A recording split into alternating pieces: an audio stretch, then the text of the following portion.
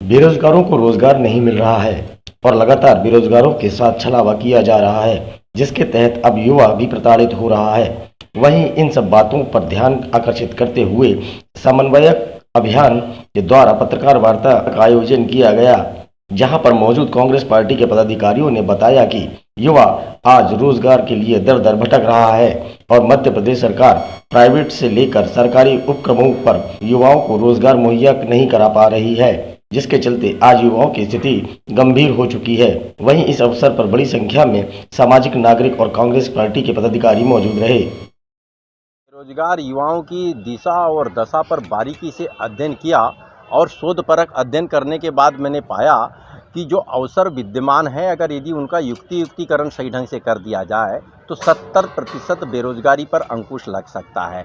जैसे कि 58 साल सेवानिवृत्ति की आयु होती थी और उसको बढ़ाते बढ़ाते इन्होंने 65 और 68 तक पहुंचा दिया है। और केंद्र सरकार के EPFO employment provident fund organisation ने अभी हाल ही में सरकार को अनुशंसा किया है कि इसे 5 साल और बढ़ा दिया जाए, और यदि बढ़ा दी जाती है तो 70 और 73 साल में रिटायरमेंट आयु होगी।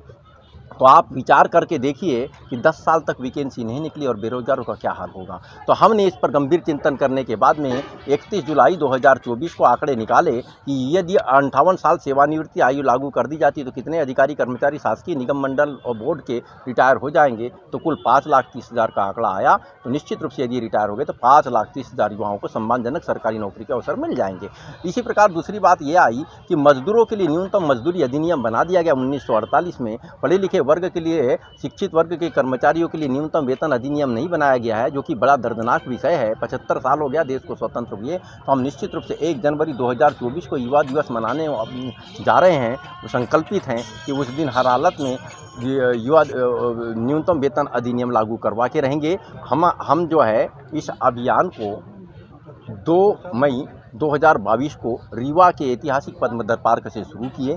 अभियान निरंतर चल रहा है। इस अभियान को गति देने के लिए हमने मध्य प्रदेश के स्थापना दिवस 1 नवंबर से मध्य प्रदेश के रायसेन जिले के बरेली नामक स्थान से 45 दिवसीय यात्रा शुरू किया है। और ये 45 दिवसीय यात्रा का आज 27वां दिन है। 45 दिवसीय यात्रा के दौरान हम पूरे 52 जिलों में मिल रहे हैं, युवाओं के कॉन्फ्रेंस कर रहे हैं, युवाओं के बीच जा रहे हैं, युवा हमारी बात सुन रहे हैं, युवा इस बात के लिए सहमत हो रहे हैं, संकल्पित हो रहे हैं, संगठित हो रहे हैं। और यह अभियान है, आंदोलन नहीं है। आंदोलन करने की हम इजाज़त नहीं दे रहे हैं। सबको संगठित होना है।